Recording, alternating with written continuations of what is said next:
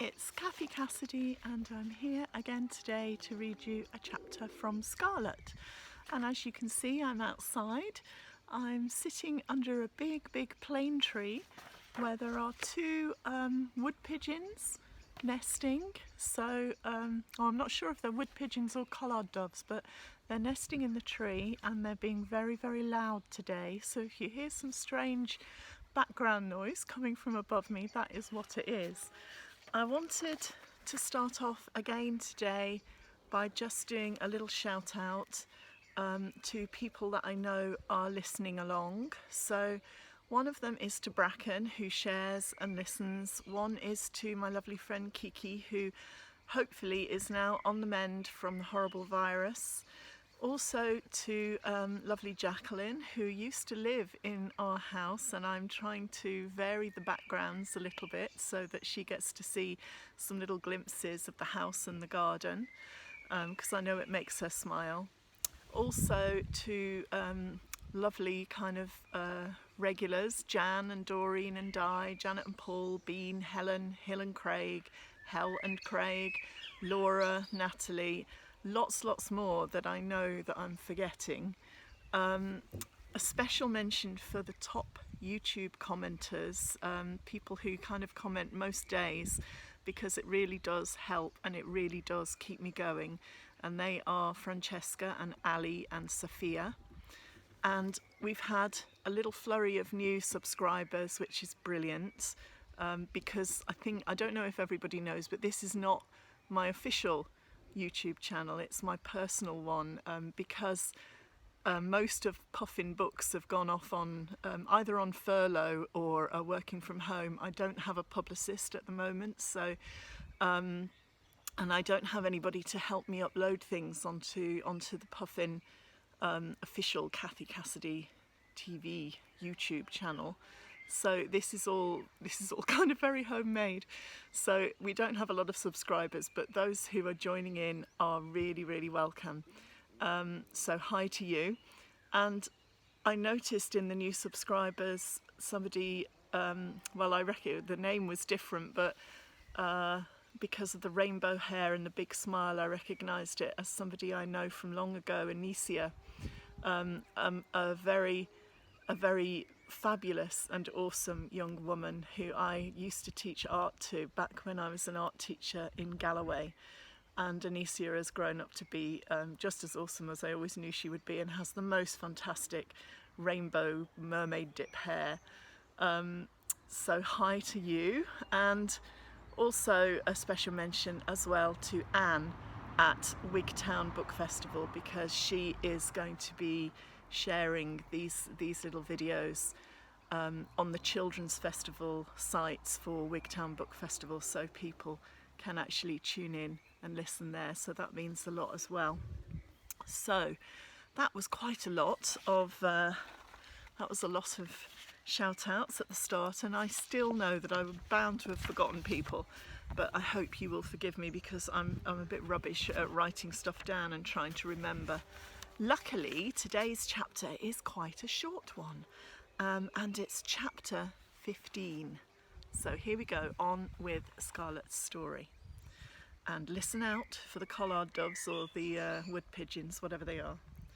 On Monday afternoon, Dad arrives back from a trip to Westport, laden with books, folders and stationery. He dumps them down onto the nearest armchair while Claire rinses salad leaves and cuts granary bread and cheese for lunch. "What's this?" I ask. "Work," says Dad. "If you won't go to school, we will homeschool you, for now at least. I've been looking into it on the internet." I blink. If school is a prison sentence, home education must be solitary confinement. "I don't want to be home educated," I protest. "It's bad enough being stuck here in the middle of nowhere without being holed up in the cottage all day with just you two for company." "We have to educate you, it's the law," Dad says, "and I'm afraid Miss Madden is not too keen to have you back after last week." "Good, because I'm not going back," I huff. "You can forget the home education thing too." "I don't want..." "What do you want, Scarlett?" Claire interrupts. I frown because what I want is something I can't have. It's long gone. A happy family, a proper home, a bunch of friends, a way of waking up in the morning without feeling like there's a cold, hard stone lodged in my chest, in the place where my heart should be. Listen, Dad says, your mum is upset about all this, you know. She's been looking at boarding schools on the net and found a good one, all girls, not too far from here. Is that what you want? No, I choke out. Why are you all trying to get rid of me? We're not, Scarlett, Claire says softly. Your mum is just worried. She wants what's best for you, and Killimore National School clearly wasn't it. Won't you give the home education idea a try? Claire looks at me steadily. She's on my side. Suppose, I sigh. Dad lets out a long breath, and Claire breaks into a smile so wide her whole face shines. Good girl, Scarlett, she says. Good girl. That's something I haven't heard in quite a while. You need to do maths and English, Dad says, loading up his plate with bread and cheese and salad.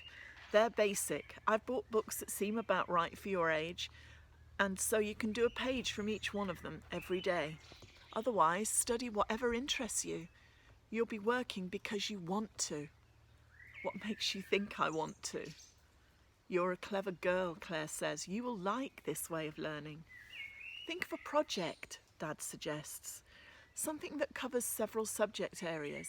You can use books and the net to find your information, and Claire and I can help, of course. I munch my bread and cheese. I could study anything I wanted to, I ask. The loch? The woods? The hills? Yeah, Dad grins. That would be geography with a bit of science thrown in if you made a study of the trees, plants and animals. There's history too, and all kinds of local legends, of course, like the one about the hazel tree at the loch. I think of the wishing tree with its red rags fluttering, and a boy who rode out of the sunset on a horse called Midnight. I wouldn't have to be stuck in the cottage the whole time, would I? I could go out, I check. Sure, Claire says, you could draw, write, map, measure, record temperature and rainfall, compare place names in English and Irish. I chew my lip. No teachers, no classrooms, no uniforms, no rules. It's appealing. I'd still be stuck in the middle of nowhere, but maybe even nowhere can be cool if you know the right people. People like Gian. Start with what you're interested in, Scarlett, Claire says lightly. It's up to you. I can give the idea a try, or I can mess it up. I can choose to stay prickly, or I can let the anger go. Suddenly letting it go actually seems like an option. Like it's a skin I can step out of, walk away from. I try for a smile and Claire grins back. Even Dad is looking hopeful now. I know, I say slowly. I know what to start with. Home economics. I'll make fairy cakes for when Holly gets back from school. Flour and sugar are in the cupboard. Butter's in the fridge. Eggs you'll have to hunt around the garden for, Claire says. Make plenty. I will. An hour later, I arrange slivers of golden sponge like butterfly wings on the yellow buttercream on top of each little cake. They look cute and they smell wonderful. Holly is going to love them. Learning at home's not so bad, is it? Dad says. It's okay, and term still ends in a fortnight, right? I ask hopefully. Dad grins. In the school of life, there are no holidays, he says. So that's that chapter of Scarlett done and dusted, and hopefully you will be able to join me tomorrow for another chapter, and we will see what happens next and how Scarlett's homeschooling gets along. I've got one of my dogs, Finn's, just kind of hovering. I'm just not sure if he'll... I'm going to see if he will come and say hello. Finn? Oh, no, I don't think he wants to be picked up. No, he didn't like that. Finn, look. Look look at the camera and say hello to your adoring audience.